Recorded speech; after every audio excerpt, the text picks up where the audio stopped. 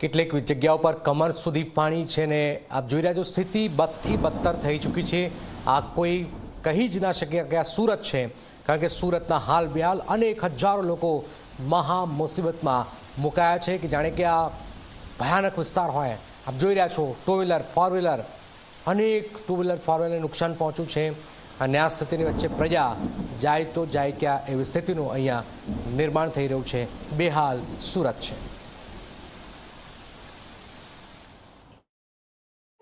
સુરતના ડુંભાલ વિસ્તારમાં હું છું અને મારી પાછળ એ ફાયર સ્ટેશન, એ આરોગ્ય કેન્દ્ર, એ બિલ્ડિંગો જોઈ શકાય છે, એ પણ પાણીમાં ગરકાવ છે। સોસાયટીઓ, એપાર્ટમેન્ટ સાથે, રસ્તાઓ સાથેની આ સ્થિતિ, એક પૂર જેવી અહીંયા સ્થિતિ, એ મીઠી ખાડીમાંથી આવેલા એ પાણી જે આ વિસ્તારમાં ફરી વળ્યા છે, જેના કારણે એ જનજીવન પ્રભાવિત થયું છે અને જે પ્રકારે આ પાણીનું લેવલ અહીંયા છે એ સ્તર હજુ પણ જેટલું જોઈએ એટલું ઓછું નથી થયું ને માટે અહીંયા આ જે લોકો અહીંયા ઊભા રહેલા જોવા મળે છે એ આસપાસની સોસાયટીઓમાં એ રહી રહ્યા છે અને કામ અર્થે બહાર આવી રહ્યા છે, જેમની મદદ માટે એ ક્યાંક ટ્રેક્ટરોને મૂકવામાં આવ્યા છે પણ એ પણ ઓછા પડી રહ્યા છે। સાથે એ સામે એ પાણીનો વેણ પણ જોઈ શકાય છે જે મીઠી ખાડીમાંથી આવી રહ્યો છે કે જેમાં એ લોકો તણાય, એ વસ્તુ તણાય એટલો વેણ, એ પાણીનો કરંટ જે છે એ પણ અહીંયા જોઈ શકાય છે। પણ કામ જરૂરી છે માટે લોકો બહાર આવે છે અને એ લોકો પરેશાન થઈ રહ્યા છે, હાલાકી પડી રહી છે। એવા લોકો સાથે આપણે વાત કરીશું કારણ કે બે દિવસથી આવી સ્થિતિ એટલે સામાન્ય જનજીવન ઉપર અસર પડે, એ રોજિંદી વસ્તુઓ ઉપર અસર પડે। 2 દિવસથી આવું છે કે 2 દિવસ થઈ ગયા છે। અત્યારે પાણી પીવા માટે નથી તો અમે પાણી લેવા જઈએ છીએ। કઈ જગ્યાએ? કૈલાસનગર સોસાયટી। કેટલા મકાનો છે ત્યાં? કમસે કમ 300 મકાન છે। પીવાનું પાણી નથી અત્યારે। પીવાનું પાણી, લાઇટ ને બધું છે? લાઇટ નથી, લાઇટ પણ નથી। પાણી નથી ના। જમવાનું? ના, જમવાનું હજુ કોઈ આવ્યું નથી। તંત્ર દ્વારા કોઈ મદદ કરવામાં આવી છે? ના, હજુ કોઈ આવ્યું નથી। કોઈ નથી આવ્યા, પાણી પણ નથી, પાવર પણ નથી। પાણી લેવા જઈએ છે। કેટલું પાણી છે અંદર? અંદર તો છે ગળા સુધી પાણી છે।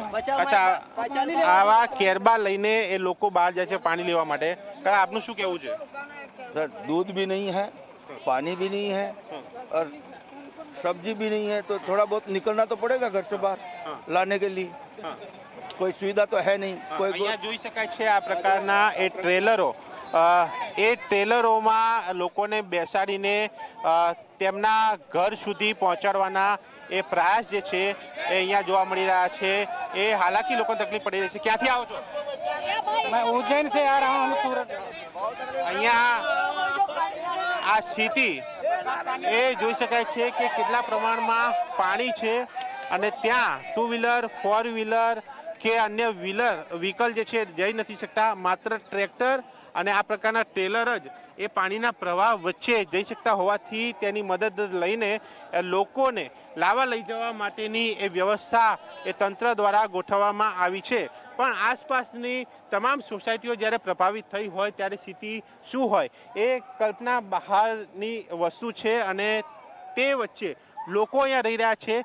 નીચે મકાનમાં પાણી ભરાયા હોય તો લોકો ઉપર જતા રહ્યા છે। વ્હીકલો એ પણ જોઈ શકાય છે કે લોકોએ પોતાના વ્હીકલો એપાર્ટમેન્ટમાં ઉપર ચડાવી દીધા છે જેથી કરીને પાણીની અંદર એ વ્હીકલ ડૂબે નહીં, એ નુકસાન થાય નહીં।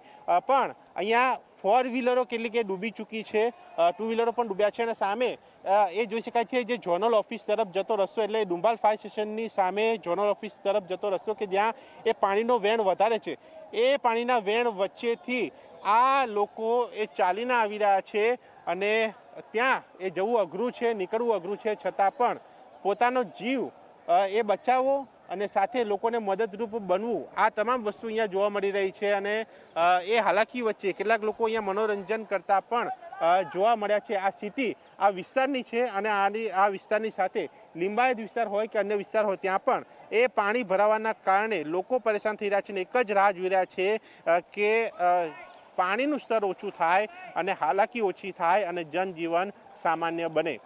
કેમેરામેન તુષાર શાહ સાથે દર્શન રાવલ, ઝી મીડિયા, સુરત।